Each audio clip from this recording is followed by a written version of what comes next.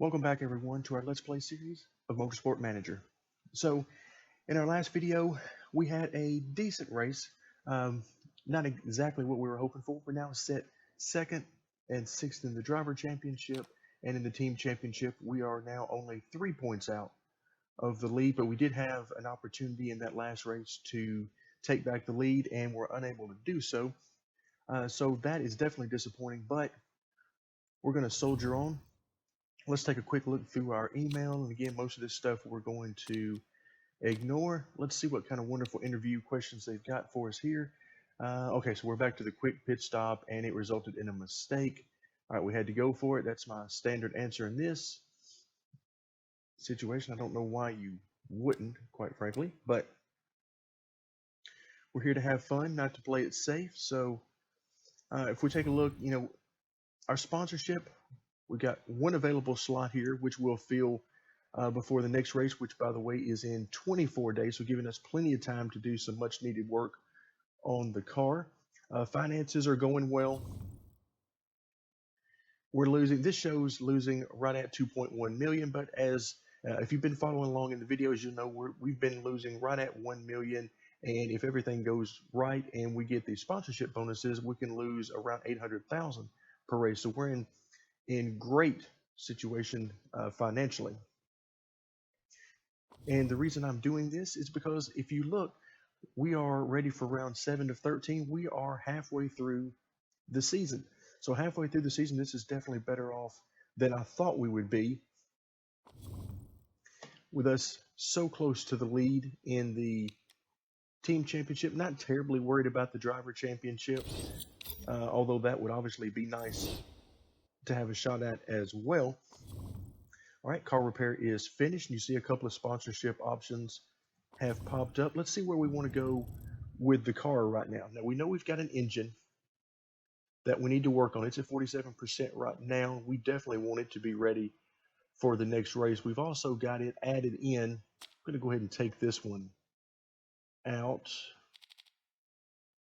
because we're probably going to continue to work on the engines anyway. So I know we've got a new gearbox that's on the way, and then we're working on this particular engine. So we're in good shape, I believe, right now. Again, we just need this reliability to continue to increase, and we should have absolutely no problem since it says it will be done 15 days before the race. So very nice indeed. That'll give us a chance to work on some other things.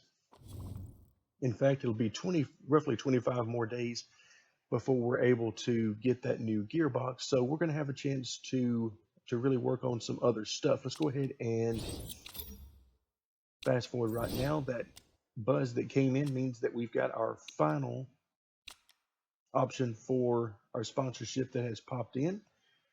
Let's go ahead, and before we get to that, okay, we're at 82% there. Let's go ahead and clear that out. That is plenty good enough for what we're looking for. All right, so we've got both of our brakes at 75%, which is pretty good. 76, 72. So really all of that is in pretty good shape.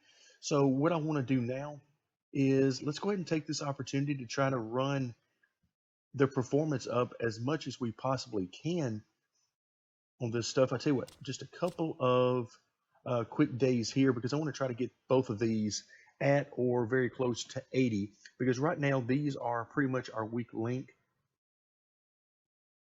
So let's go ahead and do that. And with any luck, this will be the last time we'll have to mess with any of this type stuff for reliability purposes going into our the rest of the season. So then we can simply focus all of our time and energy on the new parts that we're developing. Okay, so we're now at 89 and 87. Clear those out. We still got 13 days remaining. Let's go ahead and let's see. We're still in great shape on the rest of this stuff. Okay, so let's go ahead and get a couple of days in here. And I haven't forgotten about the sponsors. We'll get to the sponsors. Okay, there we go. We come back. Now we're at 83 with both of those. That is wonderful. And not going to spend a whole lot of extra time on the gearbox because, of course, we got a new gearbox that's going to be coming in. We're already at 99% on on the gearbox, which will become our number 2 gearbox. So we're not going to worry too much about that. Let's go ahead and get the spoiler a little bit higher. Well, looks like we're going to have an opportunity to bring up a vote. Now, this is something I have not taken advantage of, mostly because to this point I haven't had the money to be able to. But in this case, we don't really need to, because any vote that we bring up right now won't take effect until next season. So I'm going to go ahead and reject the offer. However, let's take a look at just what the options would be. We could decide that we want to change to a shorter or longer practice session. Same thing with the qualifying sessions. We could choose to bring up a vote about the length of the race, and so on. So really everything is on the table here. Standard or high merit payouts.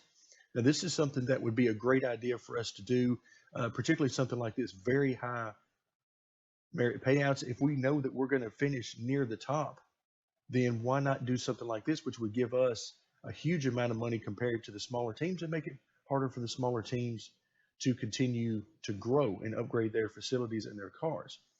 So you can see, I mean, we can change the type of tires, how many compounds we have available for the races, and so on. So really, we could even go into spec parts if we wanted to do that, which we definitely do not want to do that now. So you can see several options there. Costs you $1 million to bring up the vote, and then you can see how it goes from there. In this case, if you're like me and you've saved up your voting power, then you have the ability to essentially force something on the rest of the field for next year. Okay, so we're in our fixed payment sponsorship slot. So let's see what we get from here. Our upfront payment is $700,000, which is not bad. Not a whole lot going on as far as fixed per race, though. Same thing here, not a whole lot there. So we know this one's completely out already, because the upfront money and the fixed per race is no good. So I think what I'm going to do here, since there's not really a whole lot of difference here between these two, definitely not enough to make a huge difference in our financial situation. So I'm going to go here with the smaller number of races. All right, so now all our sponsorship slots are filled as we head into the next race. So now we're at 79% with both of these. We'll go ahead and clear that out. And I'm going to spend our time here. Let's see. Yeah, let's go ahead, and it says it's going to be done 2 days before the race, which will be perfectly fine by me, because that will max out this particular engine. Let's see what happens 6 days after the race. Okay, we'll hold off on that, although that is very tempting, because we've got 31 points available there, which would definitely make a big difference. You know, same thing here. A lot of difference to be made. So I'm very intrigued by this idea. So I think I'm going to go ahead and add these in. Let's go ahead and do that. I know it's going to hurt how long it's going to take before the race, or in this case after the race, to get that done, but I'm okay with that right now. And I know we're going to have a new part coming in later on. So in fact, I'm going to go ahead and remove that, and we're going to continue on and see what we can get before the race. So we had several days there. I know we won't get all of it accomplished that we wanted to get accomplished. Okay, so more emails that we're not interested in, and there's our new gearbox. So you can see it is at 580. Let's take a glance here and see what we got. So we're at 520 and 490. So not bad, about halfway to our goal, which is perfectly fine with me. And now we'll need to go ahead and move this new part in and work on the reliability. I'm not quite at a point where I'm comfortable with that. 65% isn't quite high enough for what I want, but it is right on the edge. So I'm going to go ahead and queue that up. So now we've got a couple of epic gearbox parts. Let's head back to the engine and see what we got there. Also, the brakes wouldn't be bad. And then, of course, we haven't touched the suspension or the spoiler. Let's see what we can do with the spoiler real quick. So 365, 372. Let's see what's in store for us on the spoiler. The spoiler also does not take very long to do, so we can get several of these done. Okay, so 404 will be our beginning. And what do we get next time? Nothing.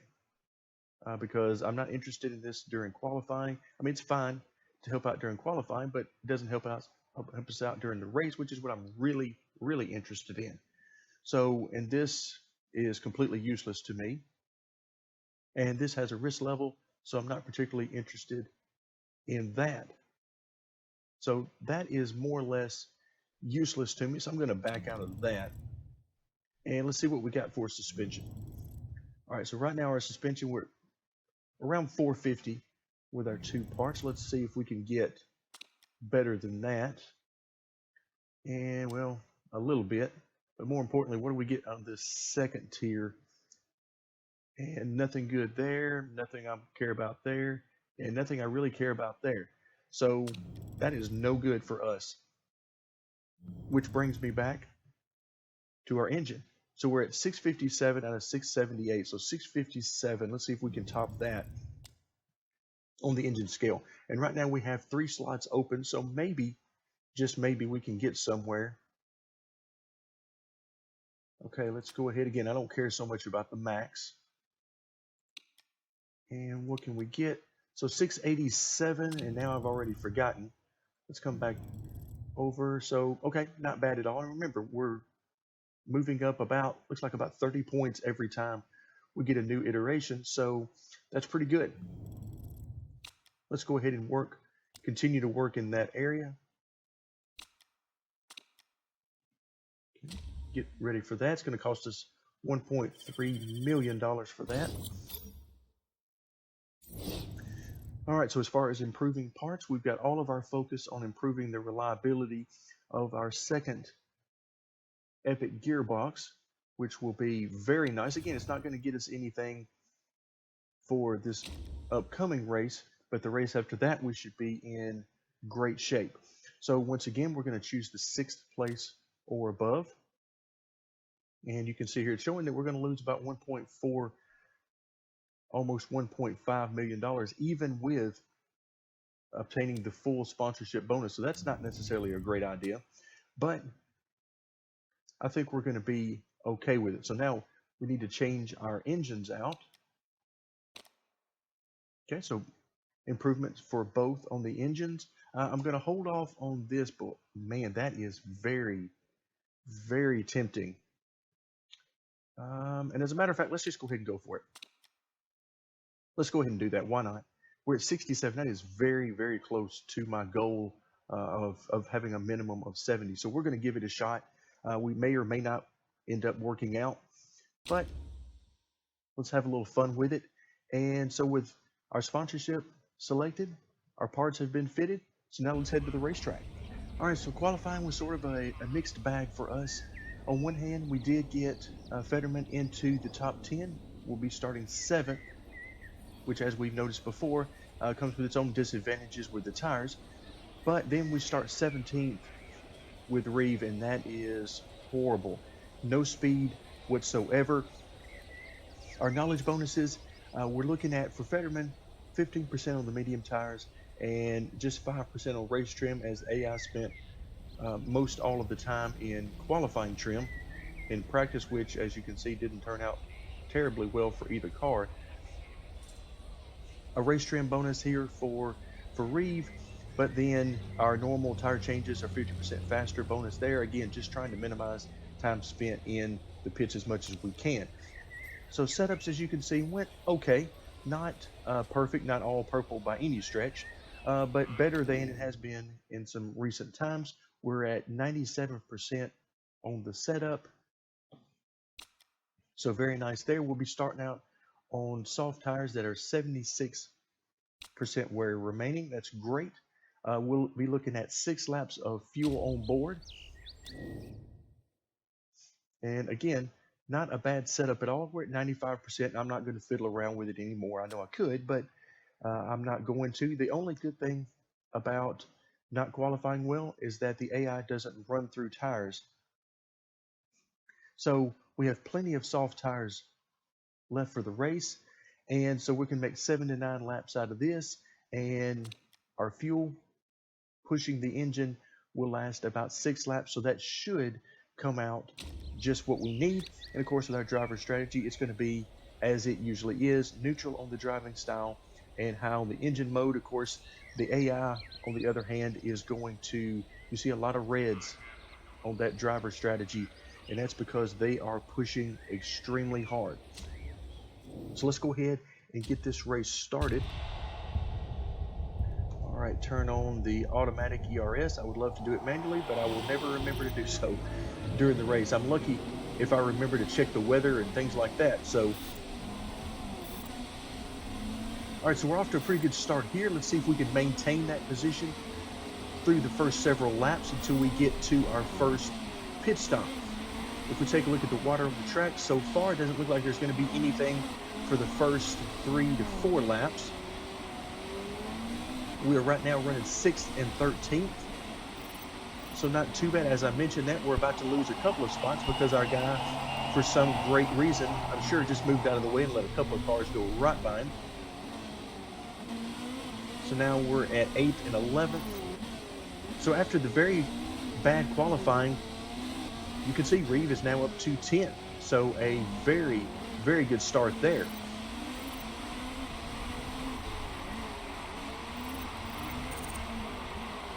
All right, and Reeve continues to challenge to move higher, looking to move up to 9th now. So we are now sitting 7th and 9th. So a much better start than I would have expected from the back of the pack for Reeve, for sure. So we'll have to keep an eye on our tires here on Fetterman, because we're at 45%.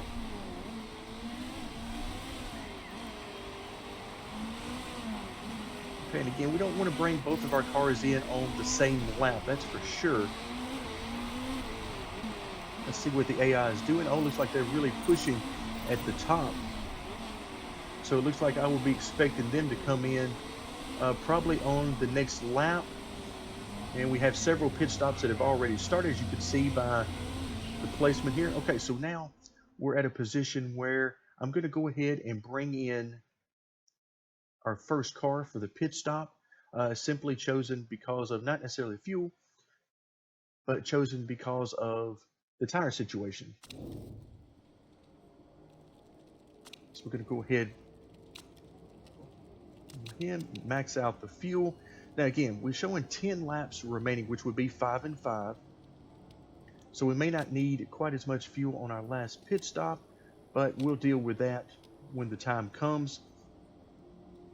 Okay, so estimated at 8 seconds. So if we get done quicker than 10, maybe even 11 seconds, then I think we're in good shape on the pit stop. Let's go ahead and move ahead. You can see Reeve has moved ahead to 5th position. All right, let's keep an eye. And now in 1st as the pit stops begin in earnest. Oh, and there we go. Another wonderful 11.5 second pit stop. Are there any other times? 11.5 second penalty. I'm beginning to wonder if there exists. Oop, I almost missed around and missed our pit stop there. So let's go ahead. Okay, so we're going to do a little over 6 on fuel because we don't need as many laps. Let's hope we don't have the same ridiculous error in the pit. Again, it's making me really wonder why on earth I bothered to hire good crew for the pits when all it seems to get me is terrible pit stops. So that pretty much takes us out of any contention with Fetterman.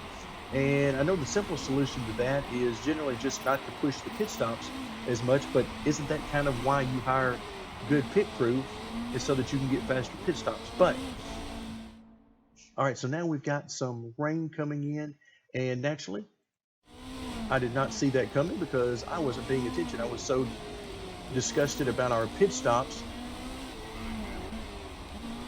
All right, so I'm gonna hang out here as long as I can for Reeve, but I do want to go ahead and come in. Let's see what we're going to get. Looks like intermediates are the way to go, and we're going to be able to go the rest of the race on fuel from here if we choose to. So let's go ahead and do that. That seems like the idea. And yes, I'm going to leave this on the fast pit stop. I know that's more than likely going to be a horrendous idea. It has chosen to be to this point, but all right, we're going to move this down to medium simply because I'm going to do a lap on that just to make sure that I have enough. Okay, so now we're going to go ahead and bring in, yeah, I think the intermediates are still the way to go. So we're going to go intermediates and 6 laps of fuel remaining, which is going to be right on the edge, but this should fill it up to 7.0. So I think we're going to be okay. Again, notwithstanding any horrendous errors that we have in the pits. All right, so now I think that's enough on the medium setting. So we're going to go ahead and go full bore on the intermediate tires. Wow, that was a nice few passes there we had right there. So we're up to 10th and 15th at this point, and you can see we are now the top running car that is on intermediates. So we'll have to see what we can get here. We've got more pit stops that are happening. You can see we're 5th, up to 5th now. We're now the 2nd running car. Oh, and for some reason, inexplicably, we are slowing down behind cars we don't need to slow down behind.